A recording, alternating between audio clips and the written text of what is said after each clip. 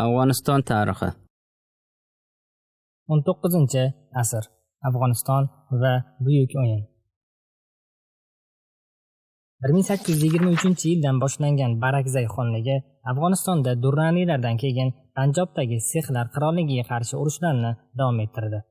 1837-1838-yillarda Eronda yangi tashkil topgan Qajar sulolasi G'arbiy Afg'onistonni egallab olishi bilan Afg'onistonga hujum qildi. Hirotni egallab olish birinchi maqsadga qo'yilgan bu urushda Eron mag'lubiyatga uchradi. Ammo mintaqada noodatiy yangi kuchlar paydo bo'la boshladi. Hindiston yarim orolida asta-sekin o'z ta'sirini oshirayotgan Buyuk Britaniya, so'ngra Markaziy Osiyoda janub tomonga ilgarilashda davom etayotgan Rossiya Afg'onistonga katta qiziqish bilan qaray boshladi. Rossiya O'rta Osiyo va Afg'oniston orqali Hindiston yarim oroliga yetib olishga intilayotgan bir paytda Buyuk Britaniya Rossiyani Afg'onistonda to'xtatishni maqsad qildi.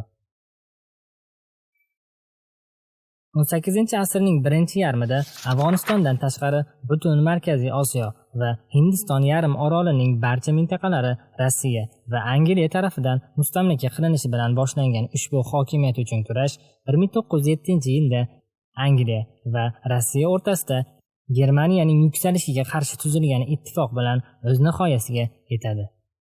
Angliya va Rossiya o'rtasida davom etgan bu hokimiyat uchun kurash jarayoni tarixchilar tomonidan Buyuk o'yin deb nomlangan. Angliya Afg'on urushi 1839-1842-yillar. 1838-yilda Do'st Muhammad Afg'onistonni o'z himoyasi ostiga olish haqidagi Buyuk Britaniyaning ham Rossiyaning ham takliflarini rad etdi.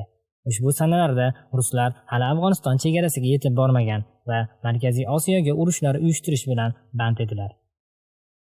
Angliya esa Pokiston orqali Afg'onistonga qo'shni edi. Afg'onistonni o'ziga bo'ysundirmoqchi bo'lgan Angliya 1839-yilda juda katta xarajatlar bilan Afg'onistonga qarshi urushni boshlab yubordi. Ingliz qo'shinlari Qandahor va poytaxt Qobulni katta talofatlar bilan qo'lga kiritdilar. Ushbu bosqinda Angliya bilan hamkorlik qilgan va Angliya nazorati ostiga o'tishga va'da bergan Durraniy sulolasi boshlig'i Shukaxon inglizlar tarafidan Qobulda Afg'oniston qiroli deb e'lon qilindi. Inglizlar tomonidan asirga olingan Do'st Muhammad xon Hindistonga olib ketildi. Qobul va Qandahorni qo'lga kiritib, Afg'onistonni tamoman o'ziga bo'ysundirganini tushungan Angliya vaqt o'tishi bilan qattiq yanglishganini anglab yetadi. Afg'onlar bosqindan keyin inglizlarga qarshi kuchli partizan urushlarini olib borishdi. Inglizlar juda katta yo'qotishlarni ko'rdi. Ushbu partizan urushlarga Do'st Muhammad xonning o'g'li Akbar xon boshchilik qildi. Bugungi kunda Pokistonning qabila mintaqalari deb bilingan Pashtun mintaqalarida ham juda qattiq janglar bo'lib o'tgan. 1841-yilning noyabr oyida dushmanga qarshilik tobora kuchayib, afg'onlar inglizlarga qarshi muntazam qo'shinlarda hujum qildi. 1842-yilning yanvar oyida Ingliz, Hind askarlari va ularning harbiy tarafdorlari, jumladan bosqinchi armiya qo'mondoni William George Kate Elphinstone bilan birgalikda 17 ming kishilik Ingliz armiyasi Qobul-Jalolobod yo'lida afg'onlar tomonidan yo'q qilindi. Ushbu mag'lubiyat va og'ir yo'qotish Angliya uchun katta zarba bo'ldi. 1842-yil yanvar oyidagi Angliyaning bu katta mag'lubiyati va armiyaning to'liq yo'q qilinishi haligacha katta fojia sifatida qabul qilinmoqda. Ushbu hodisa Britaniya armiyasi tarixidagi eng katta falokatlardan biri sifatida ko'riladi. Hatto 2013-yilning yanvar oyida The Economist gazetasida chop etilgan maqolada boshqa biron bir urushda Britaniya armiyasi bunchalik katta talofat ko'rmagan deb yoziladi. Afg'onistonda Britaniya armiyasining yo'q qilinishidan ilhomlanib 1857-yilda Hindistonda Buyuk Britaniyaga qarshi qo'zg'olonlar ko'tarildi. Ushbu urush mintaqada shu kungacha insonlar zehniga o'rnashib olgan Angliya mag'lub bo'lmaydi degan fikrni buzib tashladi. Bosqinchi armiya vayron qilinganidan keyin afg'onlar Qobulga yuzlanib 1842-yil aprelda shaharni egallab olishdi. Ular Shukaxon Durraniyni o'ldirishdi. Chunki u inglizlar bilan hamkorlik qilib, so'nggi lahzasigacha ular bilan birga kurashgan edi. Vazir Akbar xon Afg'onistonning yangi shohi bo'ldi. Afg'onistondan umidini uzgan Angliya Akbarxon ularga nisbatan yanada radikal siyosat olib borishdan qo'rqib 1843-yilda otasi Sodiq podshoh Do'st Muhammadni ozod qildi va unga Afg'onistonga qaytishga ruxsat berdi. Do'st Muhammadning ikkinchi shohligi. 1845-yilda Shoh Akbarxon yoshligida shubhali tarzda vafot etganidan keyin uning otasi Do'st Muhammad yana Afg'onistonga shoh bo'ldi. 1846-yilda kutilganidan farqli o'laroq u o'zining inglizlarga qarshi siyosatini davom ettirdi. U Shimoliy Hindistonda Britaniyaga qarshi qo'zg'olonlarni qo'llab-quvvatladi.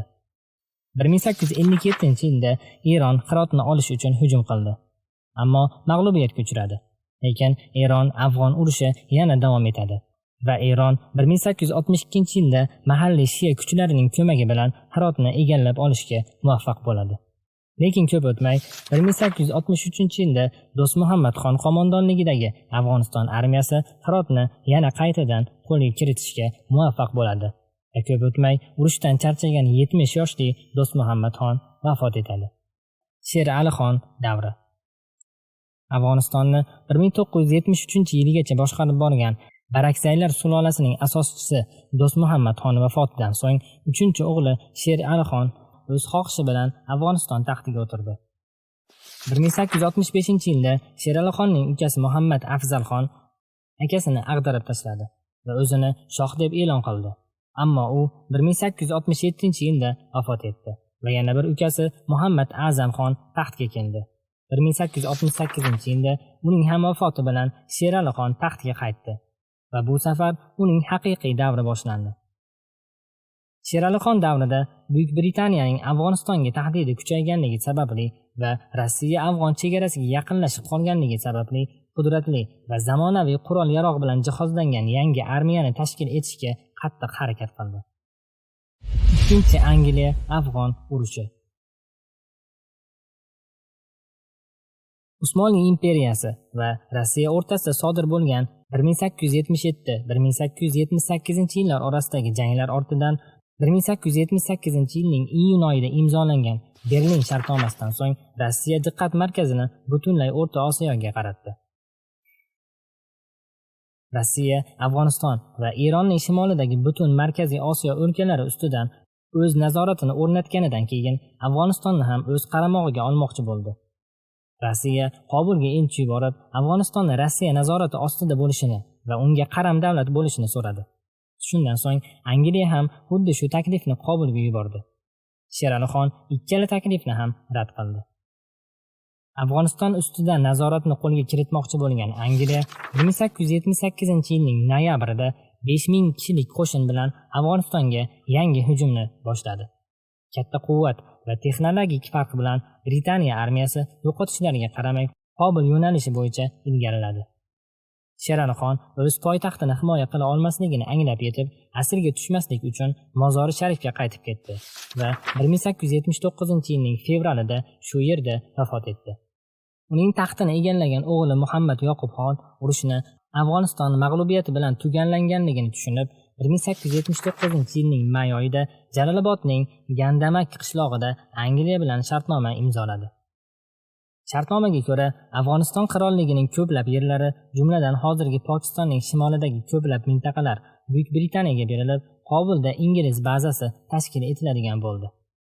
1879-yilning sentyabrida Qobulda ushbu shartnomaga qarshi katta isyon ko'tarildi.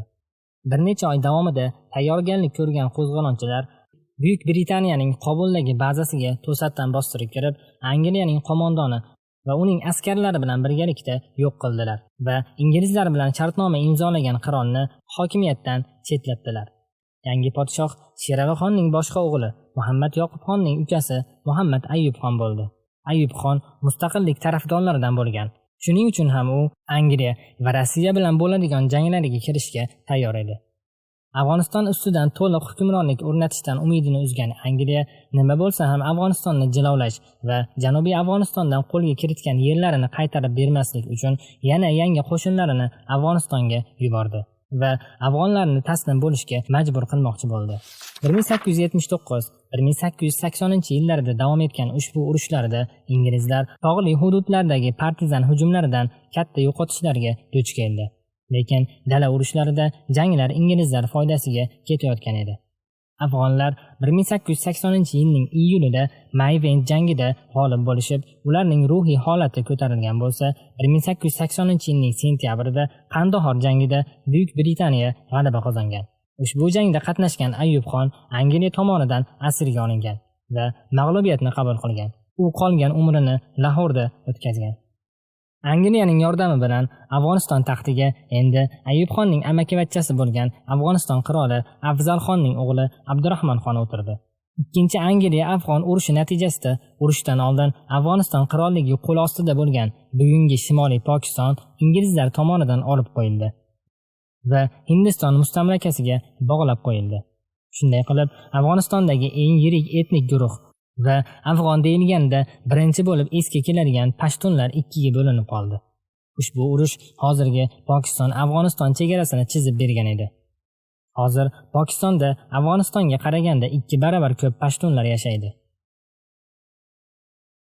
Vahan yo'lagi. Angliya va Rossiya 1873-yilda mamlakatning shimoliy sharqidagi Vahan yo'lagi to'g'risida kelishuvga erishdilar. Bu yo'lak bugungi Afg'onistonni Xitoy nazorati ostidagi Sharqiy Turkistonga bog'laydigan yagona yo'l hisoblanadi.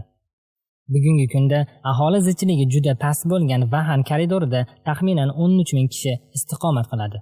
Mahalliy aholisi Shia Ismoiliy pomirlar bo'lgan ushbu yo'lakka 1916-yilda O'rta Osiyoda ruslar tomonidan amalga oshirilgan qirg'inlardan qochgan ba'zi qirg'izlar joylashdilar. 1949-yilda Xitoy Sharqiy Turkistonga bostirib kirganidan so'ng Sharqiy Turkiston va Afg'onistonni birlashtirgan ushbu yo'l Sharqiy Turkistonning Afg'oniston bilan o'zaro aloqasini to'xtatish uchun Xitoy tomonidan yopib qo'yilgan va haligacha yopiq turadi.